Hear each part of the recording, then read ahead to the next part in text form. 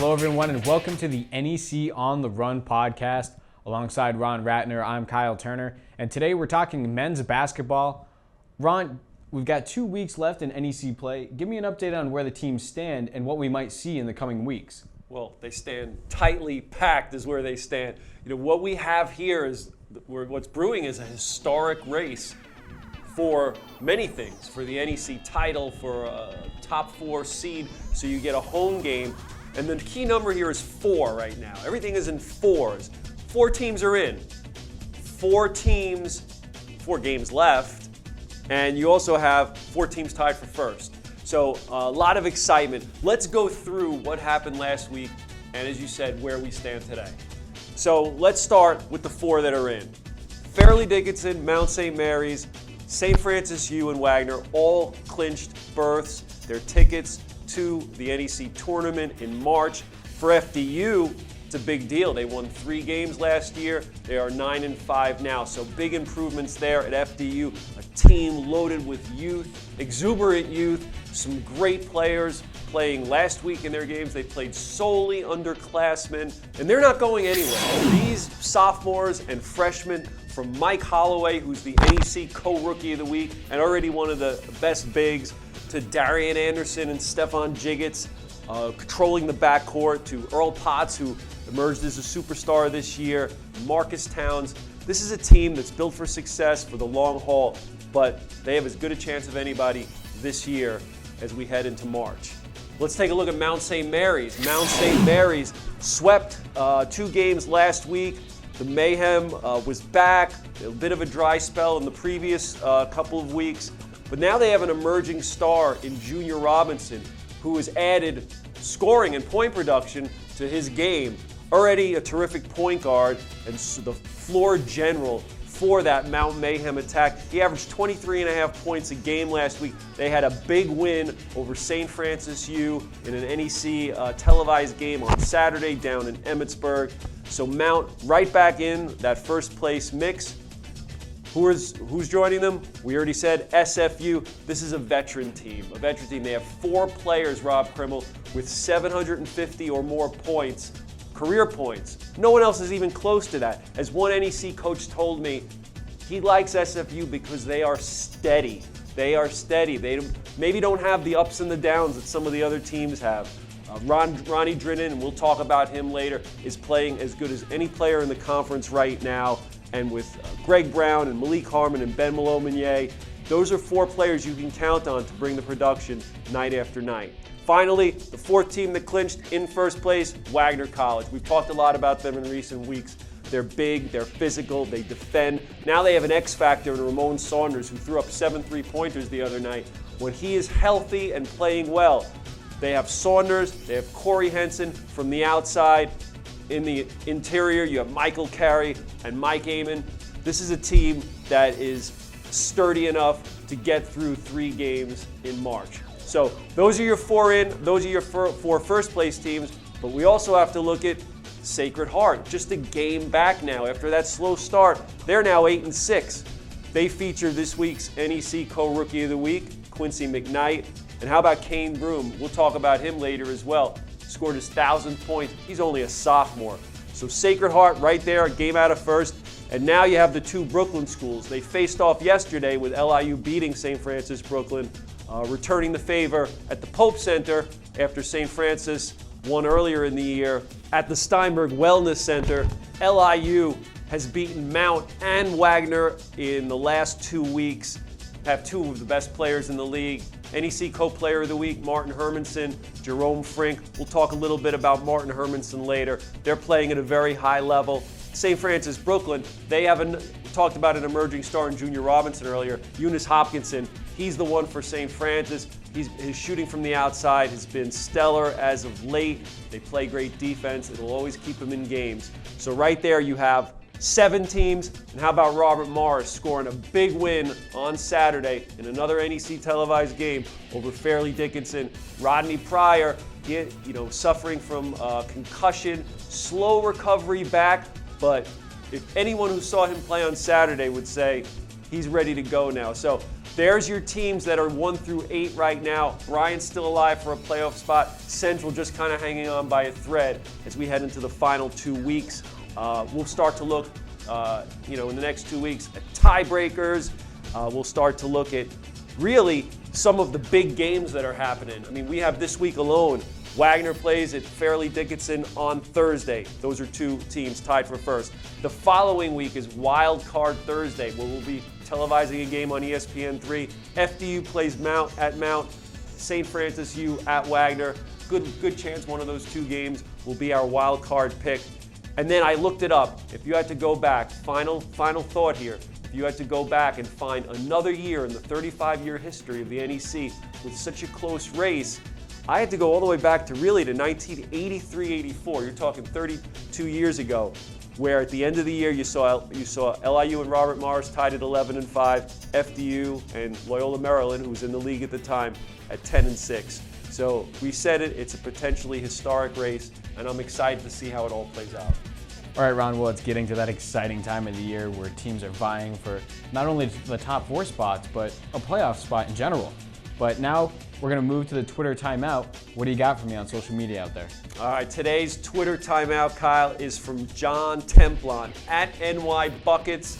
He's the founder of Big Apple Buckets, a terrific writer, and he's got a great staff. What he said last week, there's a lot of people kind of tweeting about the race and how exciting it is. I think he got it here. He wrote, whichever team gets the top seed in the NEC might need that NIT auto bid because that tournament will be insane. And insane is a good way to describe it. Just think about it right now. If Fairleigh Dickinson finishes as the 1 seed, possibility, and Robert Morris is the 8 seed where they're currently stationed right now, and they play in the first round, well, we've never had an 8 team beat a 1 team. But Robert Morris has beaten FDU 17 straight times. So think about the intrigue that would go into a matchup like that. Even if Wagner was to play LIU, maybe that's a 2-7 or a 3-6 or a 4-5 game. LIU's already swept them this year. So these are the kind of crazy first-round matchups you can get. St. Francis Brooklyn has beaten FDU. They've beaten St. Francis U. So every matchup along the way could be one. I don't want to say that they're pick'em games, but they're going to be there. Any team can win it. So as we head into the home stretch, those matchups are going to be where it's at. It's going to be who matches up best against whom. You could probably throw the records out once you get there if the matchup favors the team with the lower seed. Things definitely do look interesting for the NEC tournament. Like you said, Ron, some of these matchups could be troublesome for the top seeds. And now it's time for the quote of the week. Who said it? I'm 2-3. I'm 2-3 so far in the season. Let's see if. But you're on a 3-show losing streak, so to speak. Okay. Let's see if I can get back to 500. All right. Here's the quote. You ready? Yep. We've been talking about it all year that we wanted to peak at the end. Robert Morris did this last year. They were up and down all season. Then they peaked at the end, and that is what we're trying to do this year. Kyle, who said it? I'm going to go with a guess I made earlier this season. I'm going to go with LIU Brooklyn's Martin Hermanson. You are now at 500. You got it. Martin Hermanson said this after St. Francis Brooklyn, LIU Brooklyn evened its record at 7-7 with a win over the Terriers yesterday. You got to peak at the right time. And I think that's where he's getting at, that it doesn't necessarily matter what you do in January if you could be playing your best basketball at the end of February into March. And certainly, Martin Hermanson himself is playing his best basketball at this point in the year. Well, like you said, it's about when you peak, and they're peaking definitely at the right time. So good quote from Martin Hermanson there. Now we're going to head to the NEC film room where Ron is going to break down some key plays from the past week. It's time for our favorite segment, the NEC film room, where we look back at some of the plays that helped shape NEC basketball last week. First, I want to take a look at FDU's Darian Anderson. We know he's hit game winners, he's hit big shots, he's hit tough shots with high degrees of difficulty. But I think he's underrated as a passer. We're going to see in these 2 clips the havoc he can cause on the court. Let's go to the videotape. All right, so stop it right here. We are at Bryant. There's Anderson with the ball. He's coming down the court. And he's such a threat with his pick and roll ability, because you'll see Mike Holloway here on the left of your screen setting a pick.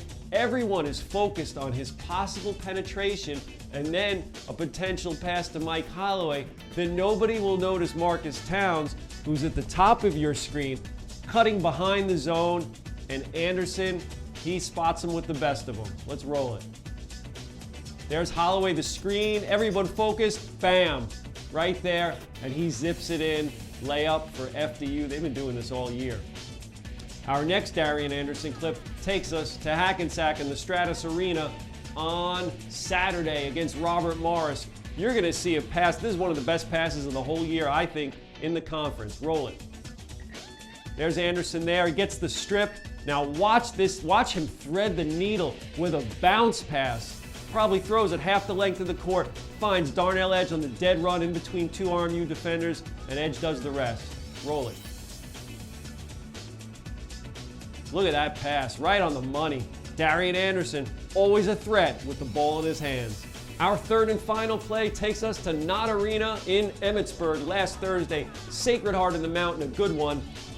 You'll see here Sacred Heart in a 2-3 zone. Mount's been beating zones all year, typically with dribble penetration and either kicks or dishes for layups. But here they do it with pure ball movement. The ball never stops going. Let's roll it. You'll see some great screens on the wings here. Keeps it moving. BK Ash with the drive. Kicks it out to Ray. Over to Nwandu. Robinson gets the open look and drains it. Fans are cheering for a reason. That's my favorite play of the week down at Mount St. Mary's. All right, we're back from the NEC film room where Ron just broke down some key plays from the past week in NEC men's basketball action. Hope you learned something, Kyle. I learn something every week. Now we're gonna move to Did You Know? Ron, educate me. I'm going to educate you. We've been talking about statistical superlatives all year, and I have some more. Because these, every week, something new happens. You always think about, what are you going to write about this week? What are we going to talk about? But sometimes the scripts just write themselves. Let's start with St. Francis U senior forward Ronnie Drinnen. We've been talking a lot about Drinnen the last couple of weeks, and deservedly so. He was the NEC Player of the Week, and he is on a Dennis Rodman-like rebounding tear at this point in the year. 2 of his last 3 games with 20 rebounds. He's the first player in the NEC to have 2 20-rebound games in a year since Nigel Wyatt of Wagner back in 2003-04. That's a long time. He's also one of 5 players in the nation this season with multiple 20-rebound games. So he's in elite company. He's now amongst the national leaders in double-doubles and rebounds. So Ronnie Drinnen, as we said, playing his best ball when it counts the most. Let's go now to Sacred Heart's Kane Broom. Kane Broom, we mentioned earlier, scored his 1,000th point. Okay, there's been 205 NEC players in the league's history that have scored 1,000. But how many have done it as a sophomore? Only 6.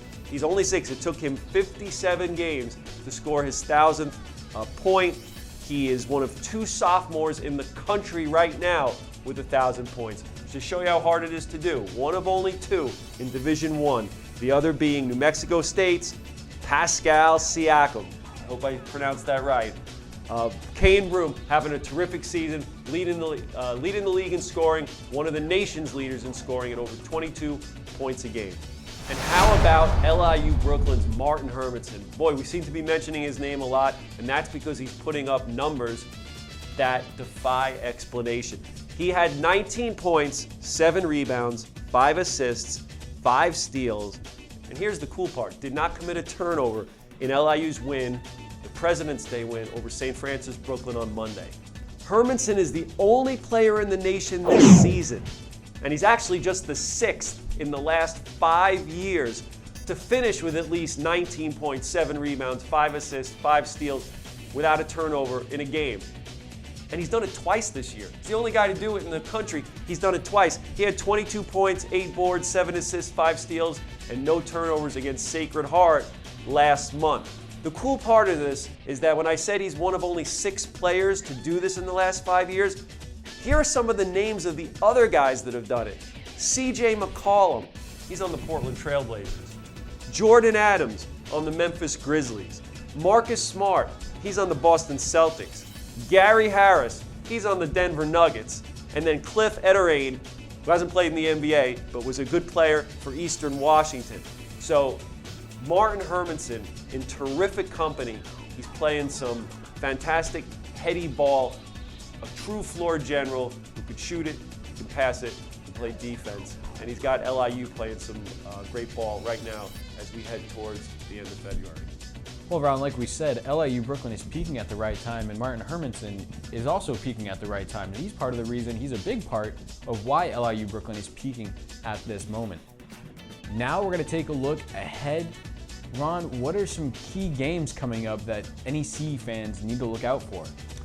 Nothing this Thursday, but as we head to Saturday, we have a pair of games on ESPN3. We'll start out on Saturday, Wagner, first place, going to Central Connecticut for a 1 p.m. game. Now, on paper, this may not seem like much because Central Connecticut has been struggling, but do we remember what happened last year when these two teams played? I smell a highlight coming. Here it comes, 3, 2, 1. Brandon Peel with the game winner at the buzzer. So that'll have a little juice there. People will remember that game. I'm sure Wagner will want to get that win back. And then 7 o'clock, big game at Fairleigh Dickinson. Sacred Heart comes in to visit. Both teams with their eyes on the regular season title. Some good star power there with Kane Broom and Earl Potts and Darian Anderson. I'm looking forward to that game. And then next week, we mentioned it earlier, the wild card game. We'll see what happens, but there's a good chance we'll have two teams either tied for first or first and second place teams squaring off on February the 25th at 7 p.m. on ESPN3. All right, fans, don't forget you can check out all of the games this week live on NECFrontRow.com. That's it for this week's edition of the NEC On The Run podcast talking men's basketball. We are off next week. No show. What? What do you mean no show? Ron, we have championships and everyone's traveling. We're not going to have a show. We'll have a show. We're not having a show next week, but we will be back the following week.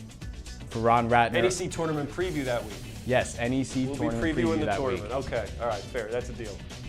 For NECFrontRow.com, I'm Kyle Turner. This is Ron Ratner, and we'll see you guys in 2 weeks.